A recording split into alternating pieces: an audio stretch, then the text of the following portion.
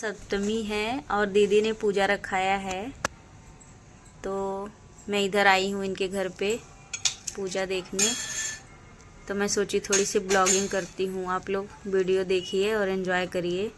और जिसको नहीं आता है पूजा करना, वो देख के पूजा कर भी सकते हैं। दोनों चीज़ में आपका फ़ायदा रहेगा। जिनके बच्चे रहते हैं वो करते हैं ना। हाँ बराबर।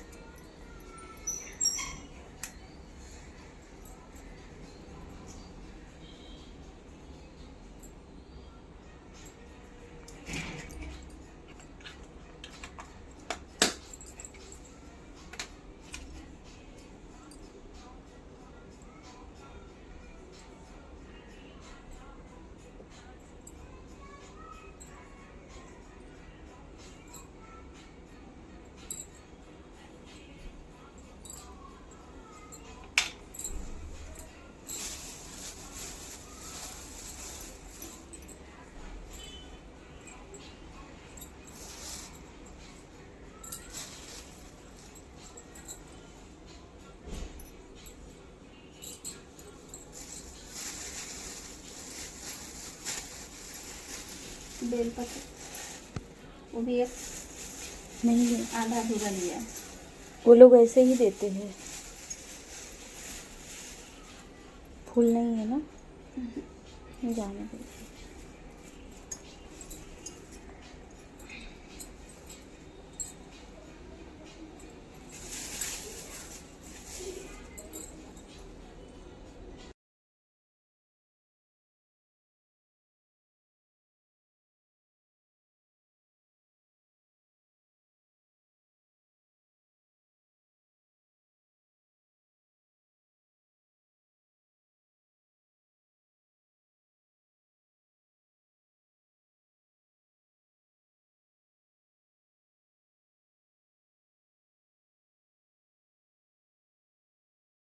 वेदवश तांदूल, कुमकुम, गुलाल, मांगलिक गुड़, धूप, पुष्पादि, तुलसी की व्रत की कथा। भाद्रपद मास के शुक्ल पक्ष सप्तमी को किया जाता है। एक दिन महाराज युधिष्ठिर ने भगवान से कहा कि हे प्रभु, कोई ऐसा उत्तम व्रत बतलाइए जिसके प्रभाव से मनुष्यों के सांसारिक सुख क्लेश दूर होकर पुत्र एवं पौत्रवान हो। यह सुनकर भगवान बोले, हे राजन, तुमने बड़ा ही उत्तम प्रश्न किया है। मैं तुमसे एक पौराणिक इतिहास सुनाता हूँ, ध्यान पूर्वक सुनो। एक समय श्री लोमस ऋषि ब्रजराज की मथुरापुरी में वासुदेव देवकी के घर गए। ऋषि राज को आया हुआ देख करके दोनों अत्यंत प्रसन्न हुए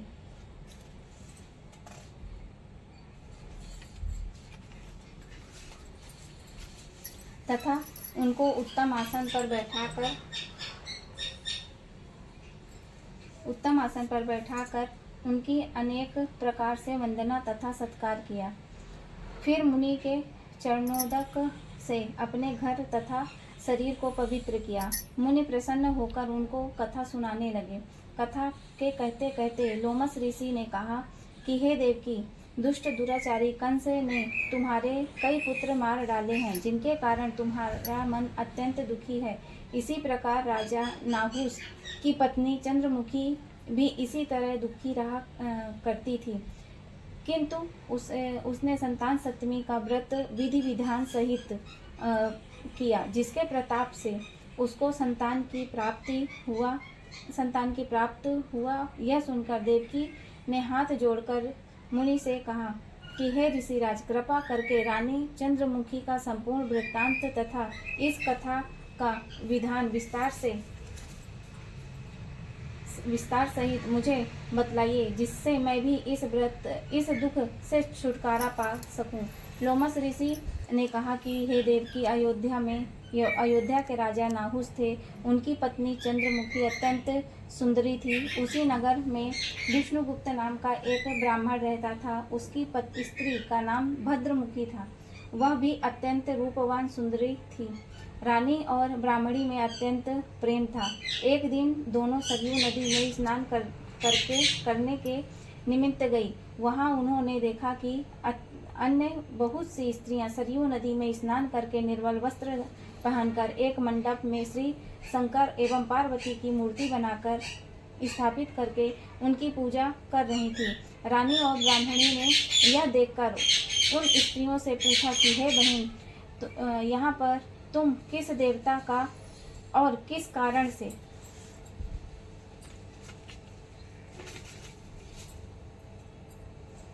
पूजन व्रत आदि कर रही हो। यह सुनकर उन स्त्रियों ने कहा कि हम संतान सप्तमी का व्रत कर रही हैं और हमने शिव पार्वती का पूजन चंदन अक्षत आदि से षोडशोपचार विधि से किया है। यह सब इसी पुनीत व्रत का विधान है। यह सुनकर रानी और ब्राह्मणी ने भी इस व्रत के करने का मन ही मन संकल्प किया और वह वापस घर लौट आई। ब्राह्मणी भद्रमुखी तो इस व्रत को नियम पूर्वक करती रही, किंतु रानी राजमत के कारण इस व्रत को कभी करती कभी भूल जाती थी। कुछ समय के बाद यह दोनों मर गईं। दूसरे जन्म में रानी ने बंदरिया का और ब्राह्मणी ने मुर्गी की योनि पाई। इधर ब्राह्मणी मुर्गी की योनि में भी कुछ नहीं भूली और भगवान शंकर तथा पार्वती जी का ध्यान करती रही। उधर रानी बंदरिया की योनि में सब कुछ भूल गई। थोड़े समय के बाद इन दोनों ने यह देह भी त्याग दिया। अब इनका तीसरा जन्म फिर से मनुष्य योनि में हुआ। उस ब्राह्मणी ने तो एक ब्राह्मण के यहाँ कन्या के रूप में जन्म लिया तथा रानी ने एक राजा के यहाँ राजकन्या के रूप में जन्म लिया। उस ब्राह्मण कन्या का नाम भूषण देवी रखा गया तथा विवाह योग होने पर उसका विवाह गोकुल निवासी अग्निझील नामक ब्राह्मण से कर दिया। भूषण देवी इतनी सुंदर थी कि वह आभूषण रहित होते हुए भी इतनी सुंदर लगती थी कि वह कामदेव की पत्नी रति भी उसके सम्मुख ल जाती थी। भूषण देवी के अत्यंत सुंदर सर्वगुण संपन्न चंद्रमा के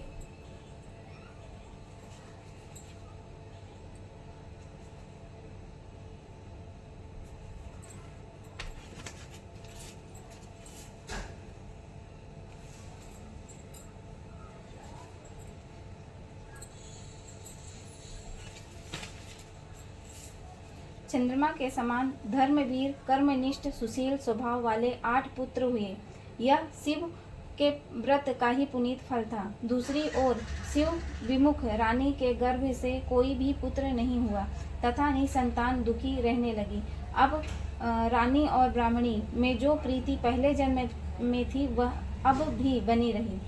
रानी जब वृद्धावस्था को प्राप्त होने लगी तब उसके एक गूंगा व बहरा तथा बुद्धिहीन अल्प आयु वाला एक पुत्र हुआ और वह 9 वर्ष की आयु में इसका क्षण भंगुर संसार को छोड़कर चला गया। अब तो रानी पुत्र शोक में अत्यंत दुखी होकर गोकुल व्याकुल रहने लगी। देवयोग से भूषण देवी ब्राह्मणी रानी के यहाँ अपने सब पुत्रों को लेकर पहुँची। रानी का हाल सुनकर उसे भी बड़ा दुख हुआ, किंतु इसमें किसी का क्या वश। कर्म और प्रबंध के लिखे को स्वयं ब्रह्मा भी नहीं मिटा सकते हैं। रानी कर्मयुक्त भी थी, इसी कारण उसे यह दुख देखना पड़ा। उधर रानी और उस ब्राह्मणी के इस वैभव और 8 पुत्रों को देखकर उसने मन ही मन ईर्ष्या करने लगी तथा उसके मन में पाप उत्पन्न हुआ। उस ब्राह्मणी ने रानी का संताप दूर करने के निमित्त अपने 8 पुत्रों को उस रानी के पास छोड़ दिए। रानी ने पाप के वशीभूत होकर उन ब्राह्मण पुत्रों की हत्या करने के विचार से लड्डू में विष मिलाकर उनको खिला दिए, परंतु भगवान शंकर की कृपा से एक भी बालक की मृत्यु नहीं हुई। यह देखकर तो रानी अत्यंत ही आश्चर्यचकित हो गई और इस रहस्य का पता लगाने की मन ही मन ठान ली। भगवान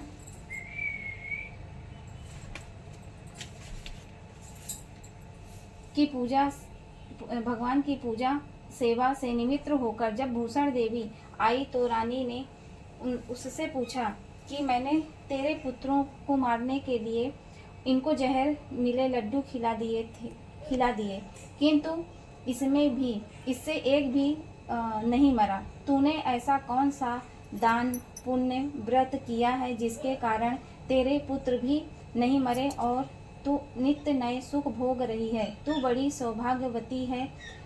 इस सबका भेद तू मुझे निष्पष्ट होकर समझा, मैं तेरी बड़ी ऋणी रहूंगी। रानी के ऐसे दीन वचन सुनकर भूषण देवी ब्राह्मणी कहने लगी कि हे रानी सुनो, तुमको 3 जन्म का हाल कहती हूँ, सो ध्यान पूर्वक सुनना।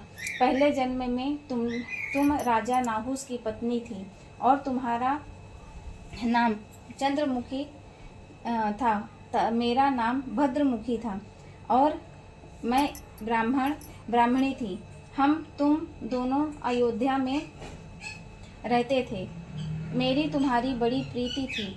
एक दिन तुम दोनों सरयू नदी में स्नान करने गए और दूसरी स्त्रियों को संतान सप्तमी का उपवास शिव जी की पूजा अर्चन करते देख कर हमने दोनों ने भी इस व्रत को करने की प्रतिज्ञा की थी। तुम तो राजमत के कारण सब भूल गई और झूठ बोलने का तुमको दोष लगा, किंतु तुम आज भी भोग रही हो।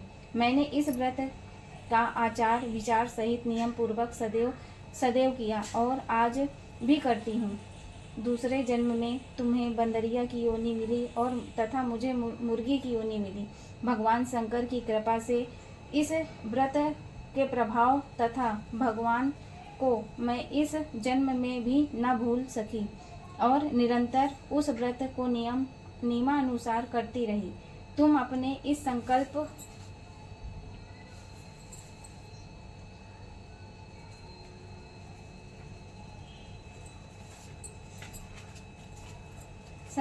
को इस जन्म में भी भूल गई। मैं तो समझती हूँ कि तुम्हारे ऊपर जो भी भारी संकट है उसका एकमात्र यही कारण है और दूसरा कोई इस कारण नहीं हो सकता है। इसलिए कहती हूँ कि आप इस संतान सप्तमी के व्रत को करिए, जिससे तुम्हारा यह संकट दूर हो जाए।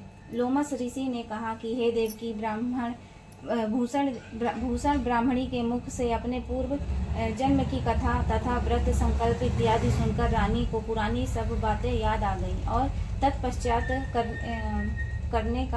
पश्चाताप करने लगी। अब रानी भूषण ब्राह्मणी के चरणों को पकड़कर क्षमा याचना करने लगी और भगवान शंकर पार्वती की अपार महिमा के गीत गाने लगी। उसी दिन से रानी ने नियमानुसार संतान सप्तमी का व्रत किया, जिसके प्रभाव से रानी को संतान सुख मिला तथा संपूर्ण सुख भोग कर रानी शिवलोक को गई। भगवान शंकर के व्रत का ऐसा प्रभाव है कि पष्टभृत मनुष्य भी अपने पथ पर अग्रसर हो जाता है और अत्यंत में ऐश्वर्य भोग मोक्ष पाता है। लोमस ऋषि ने फिर कहा कि हे देवकी, इसलिए मैं तुमसे यह भी कहता हूँ कि तुम भी इस व्रत को करने का दृढ़ संकल्प अपने मन में करो तो तुमको भी संतान सुख प्राप्त होगा। इतनी कथा सुनकर देवकी ने हाथ जोड़कर लोमस ऋषि से पूछने लगी कि हे ऋषिराज, मैं इस पुनीत व्रत को अवश्य करूंगी, किंतु आप इस कल्याणकारी एवं संतान सुख देने वाले व्रत का विधान नियम विधि आदि विस्तार से समझाइए। यह सुनकर ऋषि बोले, हे देवकी,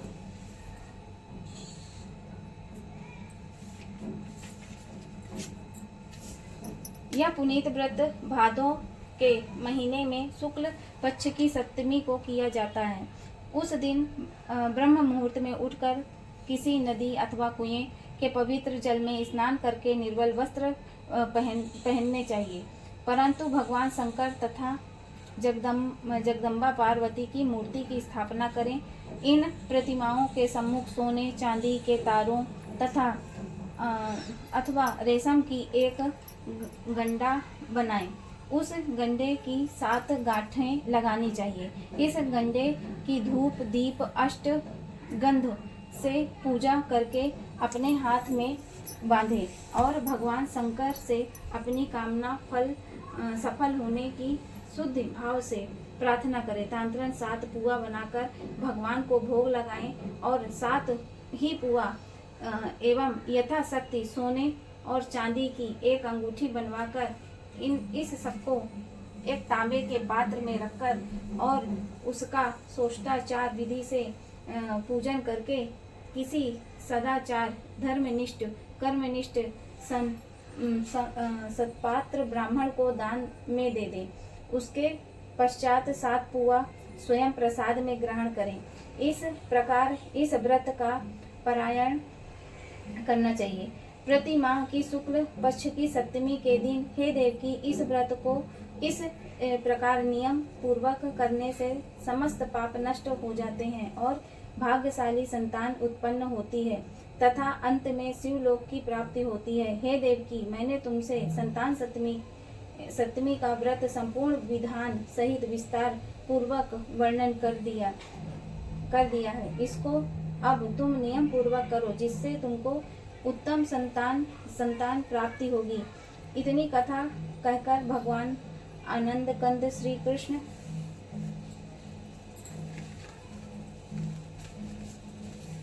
ने धर्मावतार युधिष्ठिर से कहा कि लोमस ऋषि इस प्रकार सारी हमारी माता को शिक्षा देकर चले गए। ऋषि के कथा अनुसार हमारी माता देवकी ने इस व्रत को नियम पूर्वक किया, जिसके प्रभाव से हम उत्पन्न हुए। यह व्रत विशेष रूप से स्त्रियों को तो कल्याणकारी ही है ही, परंतु पुरुष को भी समान फल रूप से कल्याणकारी है। संतान सुख देने वाला, पापों का नाश करने वाला यह उत्तम व्रत है, जिसे स्वयं भी करें तथा दूसरों से भी कराएं। नियम पूर्वक जो इस व्रत को करता है और भगवान शंकर एवं पार्वती की सच्चे मन से आराधना करता है, वह निश्चय ही अमर यश प्राप्त करके अंत में शिवलोक को प्राप्त होता है।